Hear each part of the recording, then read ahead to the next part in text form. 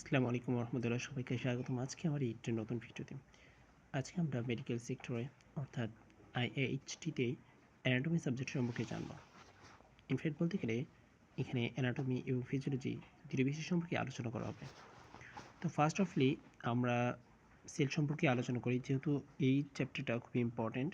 In that case প্রত্যেকটা শিক্ষকও তোমাদের এই বিষয়টা সম্পর্কে খুব ভালোভাবে পড়াবে। তো আমরা একটু শুরু করি। তো ফার্স্ট অফ অল আমাদের কোশ্চেন ন্যাচারালি আসে থাকে the cell or the definition of cell. What is the definition of cell? A cell is the basic structural and functional unit of living organism. এখানে ন্যাচারালি বোঝানো হচ্ছে যে একটি কোষ, এটা হচ্ছে একটা মৌলিক একটা কাঠামো এবং একটা অবকাঠামোর মধ্যে একটা অংশ, যেখানে তোমাদের জীবনের যে প্রত্যেকটা অংশটাই এখানে জড়িত হয়ে আছে। তো পার্ট অফ সেল আছে এখানে question, the parts of the components of cell. There are two parts of cell, that means plasma membrane and nucleus. Plasma মেমব্রেনের এখানে অংশটাকে বিভিন্ন অংশে ভাগ করা হয়নি, বাট পরবর্তীতে আমরা আরেকটা জিনিস দেখতে পারি, সাইটোপ্লাজমে একটা অংশ দেখতে পারি। তো এই সাইটোপ্লাজমে আমাদের দুটি অংশ থাকে, একটা হচ্ছে অর্গানেলস আর একটা হচ্ছে ইনক্লুশন। অর্গানেলসকে দুটি অংশে ভাগ করা হয়, একটা মেমব্রেনাস আর একটা নন মেমব্রেনাস। তো মেমব্রেনাসের মতো আছে mitochondria, endoplasmic reticulum, Golgi complex or অ্যাপারেটস, আরও আছে লাইসোসোম অ্যান্ড পারঅক্সিসোম। তো এই যে পাঁচটা যে মানে আমাদের পাঁচটা যে ইম্পর্টেন্ট একটা পার্টসগুলো আছে, এগুলো কিন্তু মেমব্রেনাসের মধ্যে আছে। আরও যে চারটি অংশ আছে নন মেমব্রেনাসের মধ্যে, ওগুলো হচ্ছে রাইবোসোম, সেন্ট্রোসোম, তারপরে আছে হলো প্রোটিওসোম, তারপরে আছে সাইটোস্কেলেটন আবার তিনটা অংশ আছে।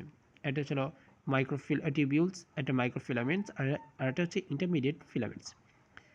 এই সাইটে আমরা আরেকটু দেখতে পারি যে ইনক্লুশনের মধ্যে চারটে অংশ আছে, ফ্যাট ড্রপলেটস, গ্লাইকোজেন গ্র্যানুলোস, লিপোফিউশন, আর হচ্ছে হিমোসিটোরিন। আর আমরা নিউক্লিয়াস তো আমরা সাধারণত সবাই জানি যে নিউক্লিয়াসটা আসলে খুবই ইম্পর্টেন্ট একটা, মানে বলতে গেলে একটা প্রাণী দেহের জন্য নিউক্লিয়াস খুবই ইম্পর্টেন্ট একটা থিংস। উদ্ভিদে কিন্তু তোমার থাকে না, কিন্তু প্রকৃত কোষে হিসেবে ধরতে গেলে আমরা নিউক্লিয়াস পাবো না, কিন্তু আমরা যে প্রাণীতে কিন্তু নিউক্লিয়াসটা খুব ইজিলি পেয়ে যেতে পারি। তার মধ্যে আছে হচ্ছে হলো নিউক্লিয়ার এনভেলপস, ক্রোমাটিন, নিউক্লিয়াস। তো নেক্সট যেটা আমাদের আছে ওটা হচ্ছে প্লাজমা মেমব্রেন বা cell membrane. What is the definition of cell membrane? The limiting membrane that envelops the cell is called cell membrane or plasma membrane. It forms a selectively permeable boundary of the cell. এটা একটা boundary. ওকে, sell মেমব্রেনের এই অংশটা এটা একটা limiting membrane আছে, যেটা তোমার বলতে গেলে একটা সেল মেমব্রেনের অংশ চারিদিকে অংশটাকে ঘেরাও করে রেখেছে। তো এর পরবর্তীতে আমাদের যেটা পড়বো ওইটা হচ্ছে ফাংশন অফ প্লাজমা মেমব্রেন, ইম্পর্টেন্সের মধ্যে পড়ে। এর মধ্যে আছে সিলেক্টিভ ব্যারিয়ার, তারপরে আছে protective function, establish and maintains an electrical charge difference across the plasma membrane. তারপরে আছে হচ্ছে function of cell communication, plays a number of specific recognition and signaling functions, এগুলো থাকতে পারে। তো সাইটোপ্লাজমের ভিতরে যে আমাদের যে অংশগুলো আছে তা আমাদের ইম্পর্টেন্ট টপিকের ভিতরে পড়ে না, তবুও আমরা ডিফাইন অর্গানেলস এটা পড়তে পারি যে অর্গানেলস আসলে কাকে বলে। Organelles are the cellular structures embedded the cytoplasm which are metabolically active structures. এরপর আমাদের আছে মাইটোকন্ড্রিয়া, খুব ইম্পর্টেন্ট, অ্যান্ড আর চিত্রটাও খুবই সুন্দরভাবে দেখতে পারতেছো। আসলে দ্য মাইটোকন্ড্রিয়ার চিত্রটা অরিজিনালি হয় এরকম। তো মাইটোকন্ড্রিয়া সম্পর্কে আমরা কি বলতে পারি যে মাইটোকন্ড্রিয়ার ডেফিনেশনটা এরকম: mitochondria R membrane enclosed cytoplasmic organelles which are specialized for aerobic respiration and production of energy, such as like ATP, adenosine triphosphate. In that case, the function of mitochondria মধ্যে আছে যে synthesis of ATP, production of energy, apoptosis. তো আমরা এর পরবর্তীতে যেটা দেখতে পাচ্ছি ওটা হচ্ছে রাইবোসোম আছে। Ribosome are small electron dense particles found to the cytosol. তারপরে আছে ribosome are composed of 4 segments of rRNA and about 80 different proteins. Function মধ্যে আছে synthesis of proteins. Endoplasmic reticulum এটা আমাদের প্রয়োজনীয়তা নাই। তারপর আমরা পড়তে পারি এন্ডোপ্লাজমিক রেটিকুলামের যে ফাংশনগুলো আছে ফাংশনগুলো পড়তে পারি। তো ওগুলো হচ্ছে সিনথেসিস, তারপরে আছে ট্রান্সপোর্ট, স্টোরেজ আর হচ্ছে ডিটক্সিফিকেশন। এরপর আছে আমাদের গোলকি অ্যাপারেটস বা কমপ্লেক্স। গোলকি অ্যাপারেটসের ফাংশন আমাদের লাগবে। গোলকি অ্যাপারেটসের ফাংশনগুলো হচ্ছে complete post translation modification of proteins synthesis in the RER and then তারপরে আছে packages and address these proteins to proper destination বা destinations বলতে পারো, এটা বলতে পারো। এরপর আমাদের নিউক্লিয়াস আছে, ভেরি ইম্পর্টেন্ট। নিউক্লিয়াসের আমাদের যে ডেফিনেশনটা এটা আমাদের লাগবে। Nucleus is the most prominent and largest cellular component which is the command center of the cell. It is present in all cells in the body except RBC অর্থাৎ red blood cell. The nucleus is present in all cells in the body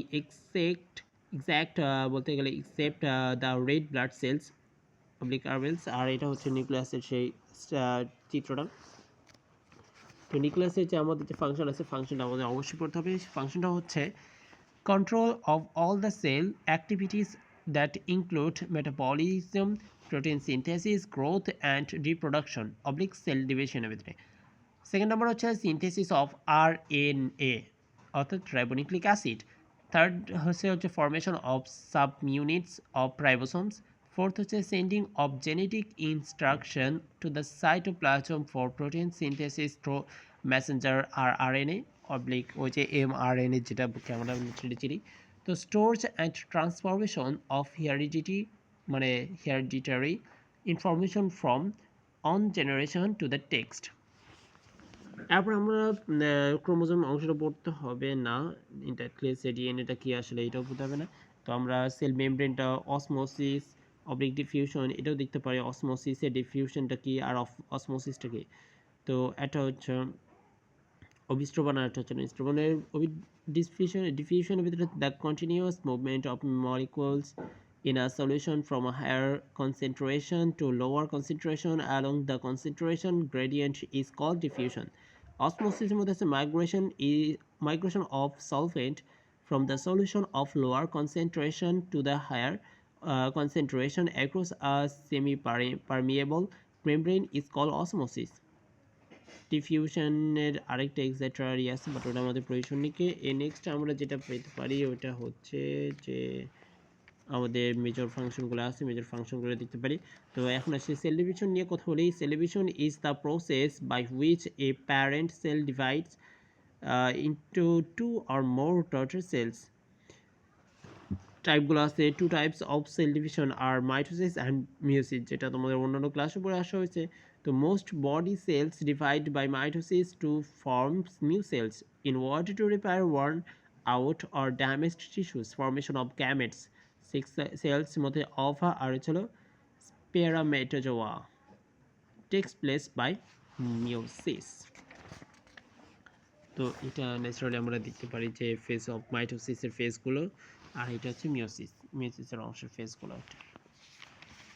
in that case আমাদের আরেকটা জিনিস এখানে important হচ্ছে difference between mitosis and meiosis.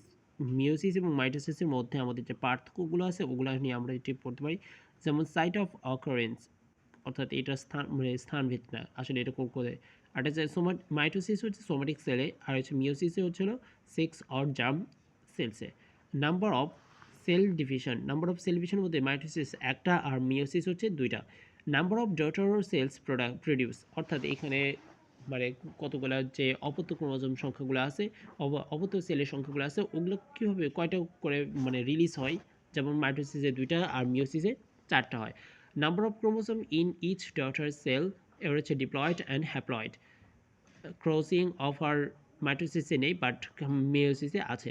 Genetically identity to parent সেলসে mitosis identical already আইডেন্টিক্যালে, আর হচ্ছে মিওসিসে হচ্ছে নট আইডেন্টিক্যাল। তো এই হচ্ছে আমাদের